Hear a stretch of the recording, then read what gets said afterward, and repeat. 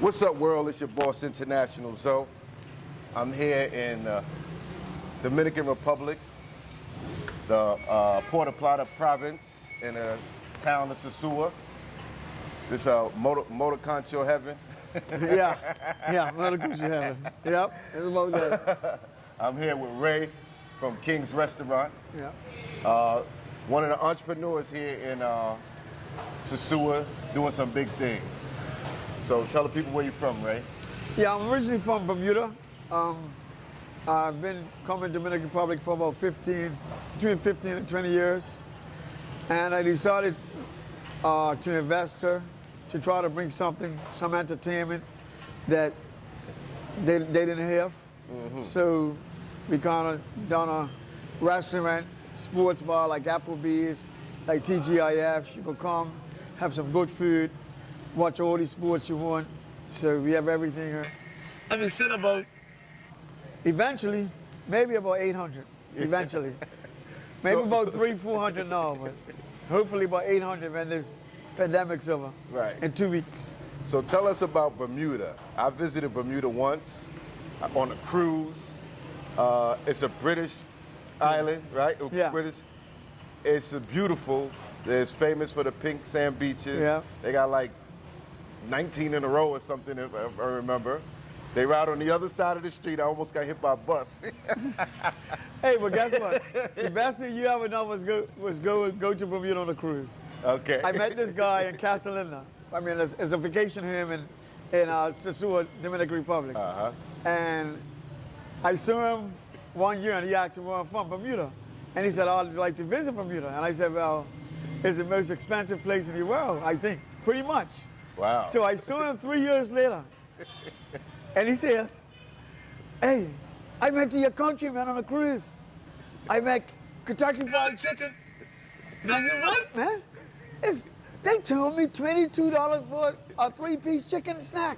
And I told him, I said, no, that's not me. That's got to be for the other person behind me. He says, there's no way a three-piece chicken snack can be $22. He says, man, hey, I'm only going to go once. It's a good experience, but I see what you're talking about. So when you go to Bermuda, it's a beautiful place. Yes. Beautiful place. How was it growing up there? Actually, I played a lot of sports. Mm-hmm. I wish I had played baseball. I probably would have been a millionaire. I played cricket. I played cricket for Bermuda. I played pretty much. Cricket's a lot harder than baseball. Yes, it's very different. Right. Baseball, you know where the ball is coming. Right. Actually, like Semana de Santa, I went to my wife's family in the mountains, mm-hmm. and they thought I couldn't play baseball. And I said, this is easy. You know where the ball is coming. Right. In cricket, the ball could be coming in your shoes, at your head, at your body, your chest. I said, the same speed. Is that like the They underhand? wind up. No, they wind up. This way, right. I know that's and it's challenging. I never really understood cricket. How is that different? Well, how does that work? But I had no problem hitting the fast ball. Uh-huh. I mean, when I went to Alabama that time, because my kids from Alabama, mm-hmm. I was hitting like 89 or 90 with no problem. Wow. Because I knew where the ball was coming. Right. And if it wasn't in that strike zone, I didn't swing. Right. But I mean, I just said, and he says, you played baseball before? I said, no. He says, well, how are you hitting everything? And you don't swing it? I said, because I play cricket. Baseball is easier than cricket. Wow. My message to all the cricketers, stop playing cricket and go play baseball. Is anybody you know that made it from cricket to baseball, Major League? Actually, it should have been me, but it was meant to be me, but. Cricket, where does that come from? I know it's played in England, yeah, but it's played in the Caribbean. All over the Caribbean. Right. All over the Caribbean. Right. Well, half of the Caribbean is British. Caribbean, British influence. India, Sri Lanka. I mean, it's going all over now. Right. So you was into sports growing up. Right. Did you get your formal education and everything in Bermuda? Yeah. Okay. I was in Bermuda for, got graduated, then I went to Alabama. Alabama, A&M. Okay, yeah. A&M. Yep. What made you choose Alabama? What'd you go there for? My wife went there, and then I joined her later on. So it was fun. Mm-hmm. How was that transition into America from Bermuda? It was easy. Easy. Bermuda's like a small America, basically. Yeah, You basically have everything that America has. It's just a smaller version of it. Right. They speak French there? No, but English. English, that's it. Right. Okay. A little bit of Portuguese. Okay, yeah, because you have a certain tonation, and I remember meeting the people and talking to the people. It's like, okay, yeah, it's a Caribbean accent, but it's a little different. Right. It's between a Caribbean and a UK accent mixed together. Yeah. I found that unique when I went there. Okay, so Alabama. Where'd you go to school for there? Business. Business, okay. I knew I wanted to do my own business. Okay. So I have a successful interior renovations company in Bermuda called Bermuda Drywall and Ceilings. And that's doing well. But this is the King's Restaurant. I envisioned it, and God gave me the vision for it. But he's just took it and blessed it well beyond whatever I thought of then. Because So he is. what inspired you to come to Dominican Republic? You said 17 years ago. Yeah? You may answer that? Yeah, like, yeah. I can't be honest. It could be different. Okay, Yeah, be yeah. honest. Okay, no, I can't. It's up to you. Yeah. But I just needed to get away from Bermuda. That's a good way to put it. Okay. Listen to me, Bermuda is the most stressful place Really? in the world. In a Caribbean country, it's stressful. All that water, beauty. And it's stressful to Really? live there.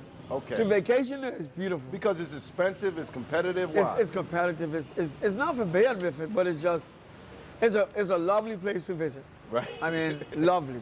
Right. But as far as living there and everybody knows everybody. It's If small, I yeah. it's 21 square miles, so Right. I could see somebody from Somerset, and like the other day on the island, Right. 5 times in a week. Right, You know? right. So Everybody knows everybody. So if you don't like somebody, yeah, I mean, it could be problematic. yes.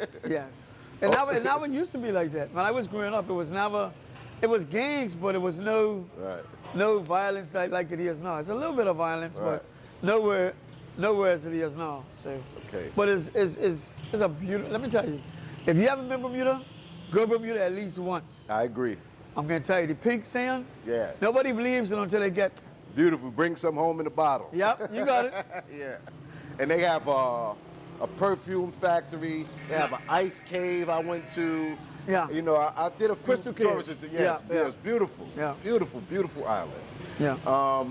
So you was inspired to get away from Bermuda and come vacate here. Vacation. in You know, I came from in the Dominican Republic. Vacation with the boys, you know. What was your first impression? How do you get note in your mind to, I mean, you know, because Dominican Republic is big in America, Canada, German, but, you know, from Bermuda, who told you, oh, you did go to school in Alabama, though. Yeah, but, so who told you about Dominican Republic?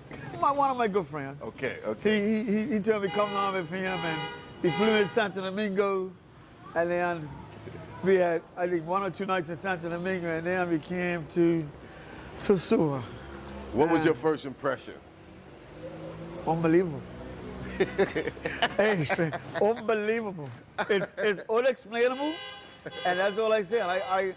I tell guys I will not be sending any more of my videos back home. You guys got to come up for yourself. Right. Because I can't explain it. It's not going to be explained by you visiting. It's like Bermuda. The beaches. Yeah. It can only be explained by you coming there and visiting. So how frequently did you come back here after the first time? every other week.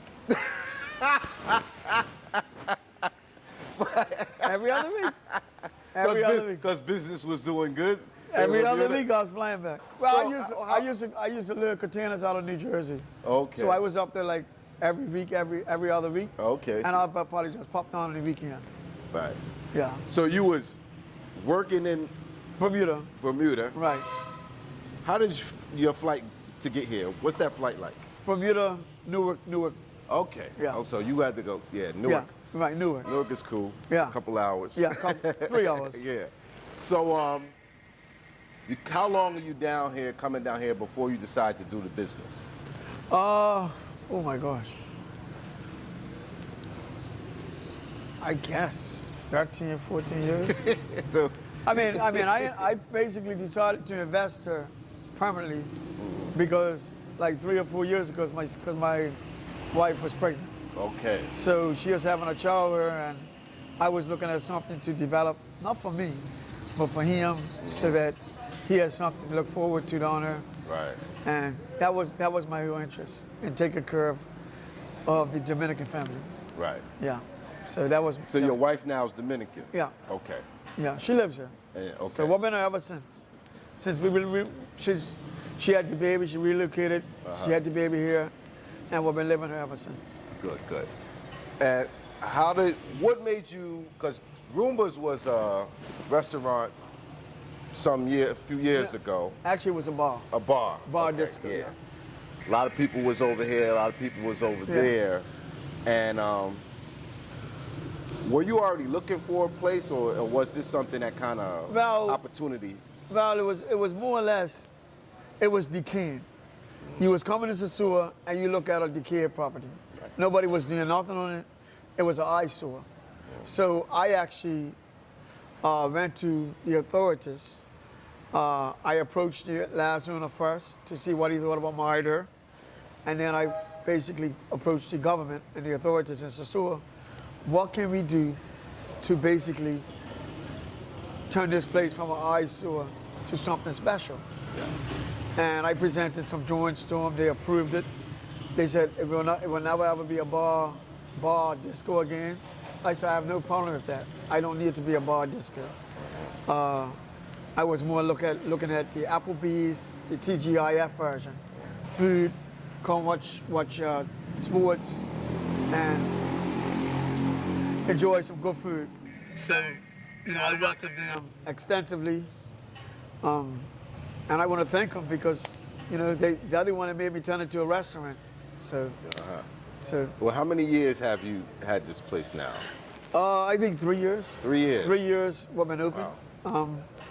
We have gone from... You've done a lot in 3 years, let me say it. Hey, what was frustrating for me was that no matter how much I expended, when I first expended, I was told there would be nobody sitting in that gravel because there ain't enough people. Right.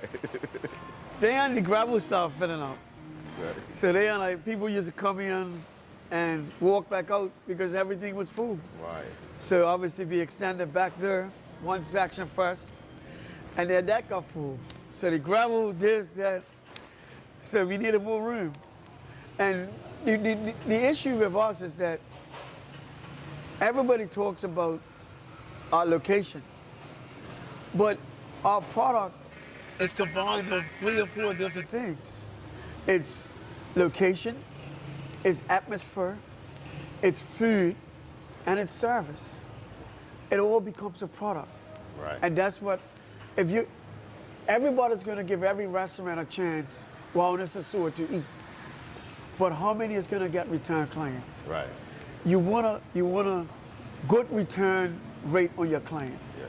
And one thing, we have a 90 to 95% return rate on all our clients. It's atmosphere too. Did you say that's atmosphere? What I said that. Right, because I definitely stop and sit by here because of the atmosphere, the layout. Yeah. It's comfortable. I mean, I don't know how many TVs you got in here. 55. 50, I was getting ready to say 50. I was going to guess to say 50. 55 and 10 55. big screens. And 10 big screens. So there's something to watch all the time. Yeah. Your sound system is amazing, sometimes overwhelming. Yeah. Yeah. And I just watch you expand this place in amazement. I was here when your place more than once it flooded. You know what I mean? I'm like, God darn, you got to deal with that kind of stuff. And you told me that this is something that happens regularly. But is that help now that they put in new gutters and stuff like that? Well, actually, I've done some work. I hired Dominicans to do it, and like 4 or 5 Dominicans seemed like they couldn't figure it out. So you need a real engineer. So guess what? I had to do it myself. Yeah. And ever since I done what I done, we haven't had no more issues. So yeah, I do give the Dominicans a chance to fix it. Yeah. But as a entrepreneur and as a leader, I know that too because sometimes even when I hire an electrician, a plumber, a carpenter, you still have to direct them. Oversee. Right, you have to give them more ideas Right. and different angles to go about it. You know what I mean? Yeah. So I know what you mean because I've had to do that, and I'm like, but this is your profession and you can't figure this thing out. You know what I'm saying? Yeah. Like, what's the best way to do it? Right. Yeah. I mean, what deal? Like, I used to have one freezer. Then it went to 2 freezers. Then it went to 3 freezers. Now we're at 6 freezers. And Friday, we had a walk-in freezer and a walk-in fridge. Wow. So the expansion of us is because God gave me the vision, but He also gives me guidance. So Right. I had this vision in my mind for a long time. Yeah. Eventually, the week after Super Bowl, 2021, what were you, 21 or 22? 21. 21 now? Yeah. 2022, the week after Super Bowl, we should be starting a hotel here, 4 floors, 100 rooms. So we're gonna do a 100-room hotel here, starting the week after Super Bowl. We're working with the Sosua authorities, Sosua Ayudamantes. We want to thank them for assisting us and bringing something to Sosua that isn't here. 4-star hotel with 3-star prices. Yep, that's important. That's amazing. Yeah. So, why don't you say 90% occupancy with 3-star prices, then 10 occupancy with 5-star prices? Yeah, you're right It's about business. that. Yes, you're right about that. So we want to thank them, really, all the councilmen. I appreciate your help and look forward to working with you guys in the near future. How is it doing business here in Dominican? How has it been for you? Because I know it could be different from other people, but what are the maybe some of the challenges? Well, when you relocate to a different country, there's always challenges and always different items that you have that you unforeseen, and sometimes you just put it as cost of doing business. Everybody is always a cost of doing business somewhere else. Yeah. Some places are different from other places. Might have to grieve a few palms. I didn't say that. I didn't say that. I just said it's a cost of doing business. You could put whatever, read between the lines, but it's just a cost of doing business in the Dominican Republic. Right. He didn't say that, I did. Not Right. to say that is the truth, Yeah. but it's just something that came to mind. All right. How many square feet is this place right now? I honestly don't know. You don't know, because it's quadrupled the size over the last 3 years. I would possibly say. Easy. Yes. Easy. And let's talk about the menu. I see you have some Caribbean flair in there that you don't really see in most restaurants here. Let's talk about what inspired the menu. Basically, I try to change the menu every year. I try to take off some items, bring on other items, because you kind of get bored of the same items. Like we had the chicken quesadillas, we had we had a goat last year. We had a goat last year. Coach gonna stay on the menu, but we're gonna add oxtails this year. Guys are putting pressure about tacos. The breakfast menu is gonna change completely. Not so much completely, but just adding more like chicken and waffles, fish and waffles, fish and pancakes, like some American stuff for the breakfast menu. So we'll update it. We do it just before Super Bowl, like the middle of August. We update the menu, and we try to. Actually, I listen to the customers, and sometimes you gotta listen to them. So I kind of take their advice. We're working on the grit situation. That's all I can say. You foreign to grits. It's kind of foreign to grits down here. I'm not a grits man. I never was a grits man. But Me either. yeah. But these guys talking to me about grits, so I'm trying to add it to the menu. So we have a wide selection of chicken, fish, a little Caribbean goat, oxtails, duck chicken. So then we have like combination. We have like 98 to 100 items on our menu. Yeah. It's just different ways of doing the fish, different ways to do the filet, the chicken and stuff like that. So I have no preference. I do have a preference, but it's because I like sweet stuff, like the Thai curry chicken. I would eat that all day. It's filling, is amazing. Yeah. You know, the Thai curry fish fillet, it's really good. Yeah. I mean, it's, And you have nice sized portions yeah, of food. right. Yeah. And I try to keep that in the mind of the chefs, because if something comes small, if the wings that week come small, give them an extra wing. But if they come the regular size or they come bigger, and take a wing away. You got to be dependent on what size the portions are that the people are delivering to you. Right. So that's the main thing. And the main thing is listen to your customers, your clients, because you can't do it without them. That's the reason why you're where you are.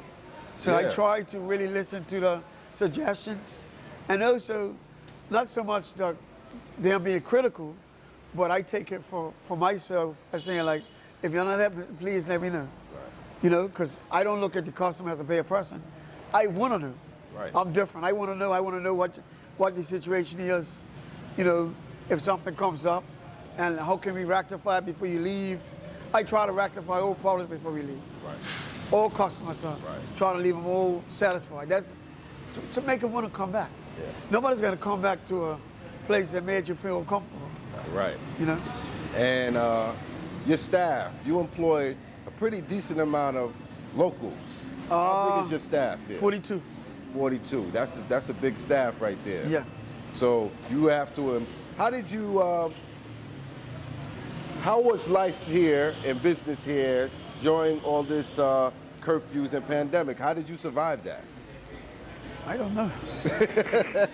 Honestly, I really do not know.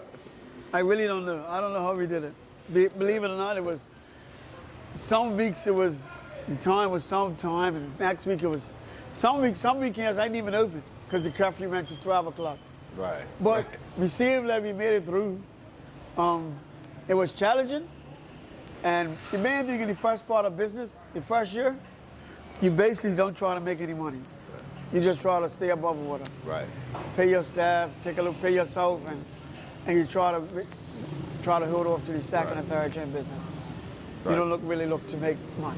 They say in the restaurant business, it's 3 years. Once you make it past the 3 years, you can probably make it. So I made it? You made it. Okay, cool. That's what I want to hear. I made it. This is my third year is going past. My third year was 2020. 2020. Okay. So if I can make it for 2020, I'm pretty sure I can go forward now. Right. Yeah. Right. Tell me about the VIP. What inspired you to have a VIP section? You don't see that here in Dominican Republic, like, you know. Well, the restaurant, I just thought of, if you understand Dominicans and the Dominican culture, they have I would say a rumor that sometimes some people want to be a little more important than others.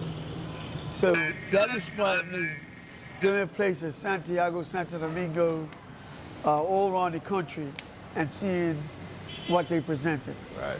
And I wanted to do something similar, but I actually orchestrated it a little better. My tables are personally made with the crew, so the eating height, not bar height, down below. Where you go in a normal VIP, you would have to, it'll be down below, you'll be reaching out for your drinks. We made a seating height of a regular table, so you could easily eat at VIP. Right. And I thought of that as everything I think about or I dream about before. Right. Yeah. Right. So do you have a website, Instagram? Yeah, I think it's Roomba Kings. Roomba Kings on Instagram, Facebook, everything, Twitter. And what's the address, even though you probably cannot miss it, but for those people, you know, maybe first timers, the address? Well, we are looking at 12 Pedro Crescente. 12 Pedro Crescente, Sosua, Republic Dominicana, Dominican Republic. So you can find us when you come in Sosua. And actually, I gotta share this story. Okay. When a guy came to Dominican Republic from my country. So he done a tour from Santo Domingo, down the north side, back this side, and went back up the through Santiago. So, my first question to him, what would be your first question to him? Did you stop in Sosua? Yes. No. I drove through there. I said, so you didn't stop one night in Sosua? No. For what? It was boring. I said, okay. Maybe it was a Monday. He didn't stop. Oh, okay. He didn't stop. He just drove straight through it. Okay. He says, so what's in Sosua? I said, nothing. Nothing. I said, Sosua's is the nightlife of Dominican Republic. Right. So, if you didn't stop in Sosua, you missed The North Coast. the North Coast. Yes. The North Coast, Puerto, Plata, Sosua, Cabarete. Right. You know, it's gonna be in the future. I really feel you got lifestyles, you got Puerto Plata, you got Sosua, you got Cabarete. We're gonna create a product in these areas that competes with everywhere around the world. I really feel that in my heart. Right. I really feel that the tourism will maybe triple what we used to have because of the atmosphere that we're creating. The beach is beautiful. The atmosphere on the beach is beautiful. You go down there. Sundays is the Dominican Day on the beach, but it's just beautiful. I go down there periodically just to take a walk. I used to go swimming down there. Yeah, the Water's water's beautiful. Beautiful. Beautiful. In the morning, Swamp. hey, it's salt water is good for your birds. Yes. That's all I can say. Yes. Yes. But Okay. Well, what's your time frame on the hotel? well, I I got know it's hard to say. Well, I have to get permission from the authorities because Okay. I want to do a 12-hour shift, meaning 2 12-hour shifts. So if I can get authorization for people to work in the nighttime, I want to push this thing up in a year. Wow. So 12-hour shifts, 2 12-hour shifts. If I get the authorities authorization, I want this thing to go up fast. So I mean, as we're not closing when we're building it. So we already made that assessment that we can build it without closing the restaurant. As some of our restaurant is already structurally sound, concrete, lintels, everything.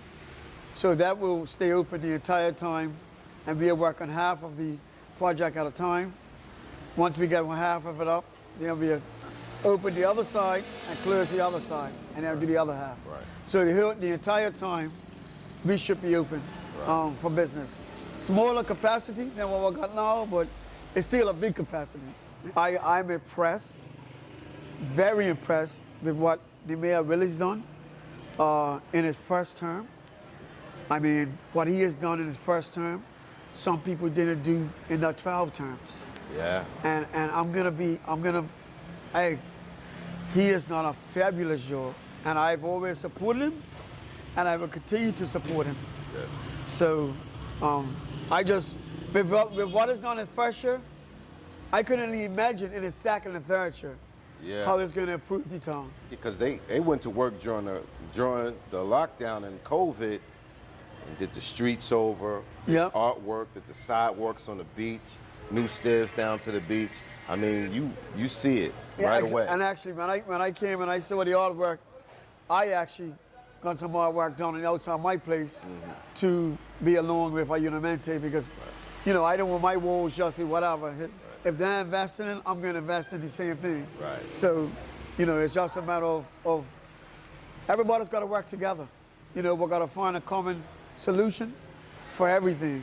Yes. And we got to talk about and discuss whatever we talk about and come up with a plan on how we can get there. Hey, just come down, stop by, have a drink, enjoy the atmosphere. We got, what was it? Basketball tonight. So, and the curfew changed today. Yes. We are into 11 o'clock curfew for the next week. And we are looking forward to the extra hour. Yes. So come down, you got an extra hour to stay out, and then you got 2 hour travel time, so you got to be here by 1. You can't act We're coming up. In 2 weeks' time, hopefully, I think Sosua's en route to 70%. Maybe in a week and a half, we should be out of the curfew stage. So hopefully all the discos, everything could open back up, and everybody be inside the discos, inside the restaurants, inside the businesses, not on the street. Thank you, brother. Thank you, bud. Appreciate it. Yes, Have a nice day. You too.